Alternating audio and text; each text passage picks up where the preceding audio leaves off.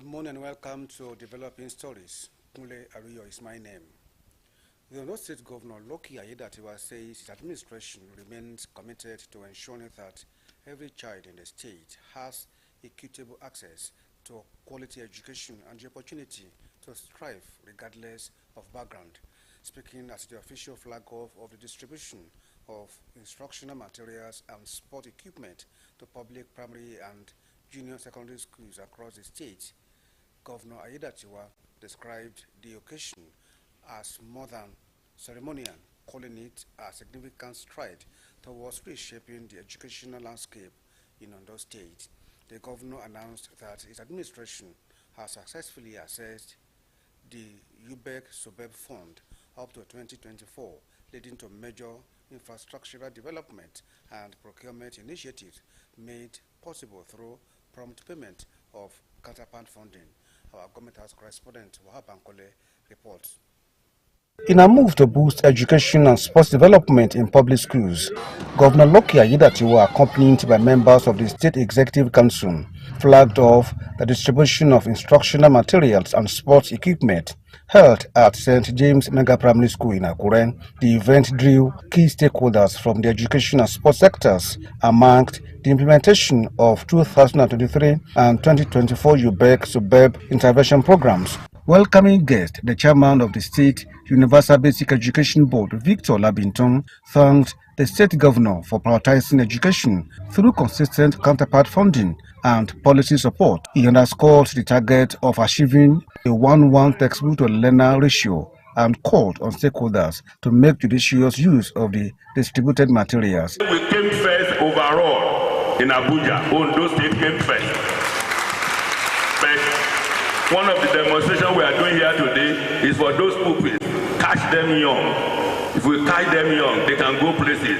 They can be better Muduba Oshikoyas tomorrow. They can be better anybody tomorrow. Therefore, at the primary school level, we want to catch them young.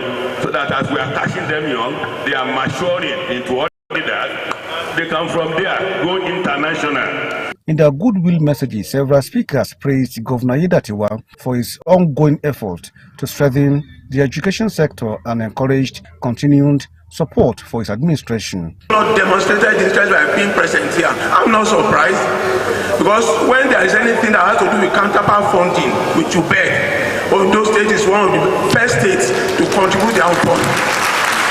Mr. Governor has other appointment, but because of the premium he placed on basic education and on this program, he sacrificed other assignments to be here today so that to flag up this event. We say thank you so much, sir. You are punctual. This is a very big score, which we must prioritize you for. We appreciate you, sir. As a ministry, we will not relent in our effort to ensure that we use our East mantra to drive education to build a stronger, virile, smarter, and more active generation. Governor Aiyedatiwa, addressing the gathering, reaffirmed his administration's dedication to providing every child with access to quality education, stressing that the goal is to build a functional education system and advance technological development in the state. He noted the prioritization of teachers' training and capacity building, stating that no education system can outperform the quality of its teachers. The governor highlighted the recruitment of over 2,100 teachers for primary and secondary schools and ongoing training in core subjects and digital literacy. Today's event is not just about having output and sporting material, but it represents a strong message to the general public of this administration about commitment to building the future where every child, regardless of his or her background, has better access to quality education and opportunity to thrive life. Acknowledging the value of physical education, Aiyedatiwa lauded the state's impressive performance in regional and national school sports competitions.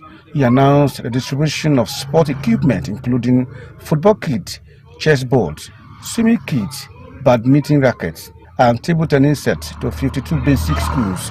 Instructional materials distributed include over 75,000 textbooks and literary resources in subjects such as English, basic science and technology, history, national values, and computer studies. Android tablets loaded with up-to-date educational content were also part of the package. Here, distribution of these structural and sporting materials in the name of the Father, of the Son, and of the Holy Spirit. In a symbolic gesture, Governor Yedatiwa demonstrated his table tennis skills and joined pupils in a classroom exercise using the topic drugs as a learning subject. The event also featured cultural performances and rhythm recitation by pupils.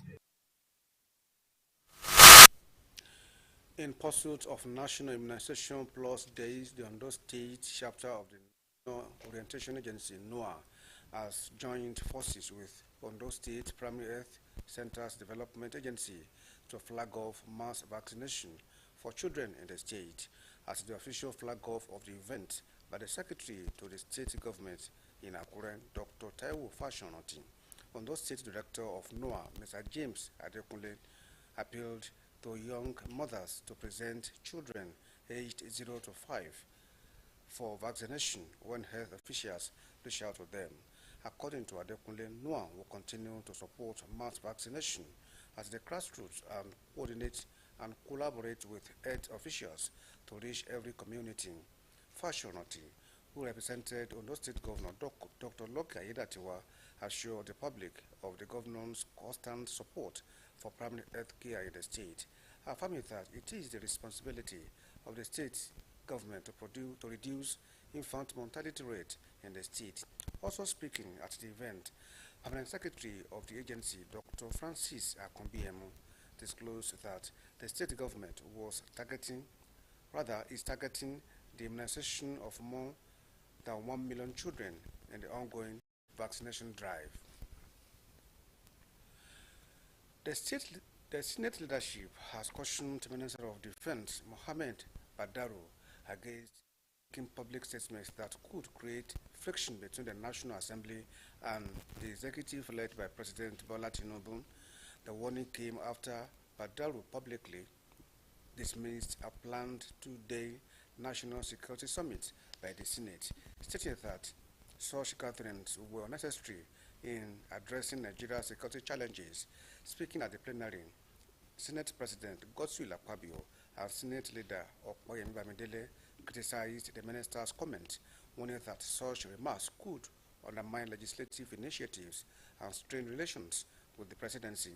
At a ministerial briefing in Abuja on Wednesday, Badaro had said the armed forces are already better equipped and more sophisticated than insurgents, and emphasized that effective strategy, not summit, is the key to national security.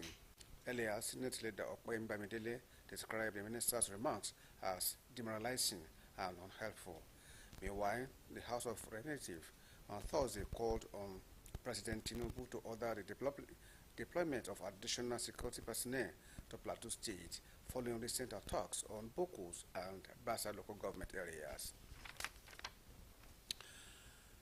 Kano State Governor Abba Yusuf has commended the effort of the Directorate of State Services for its swift and decisive action in apprehending 5 suspects linked to the kidnapping and murder of a 1-year-old girl, Sakina Mahmuda, in Dahu, Beke Village, Gwazo local government area.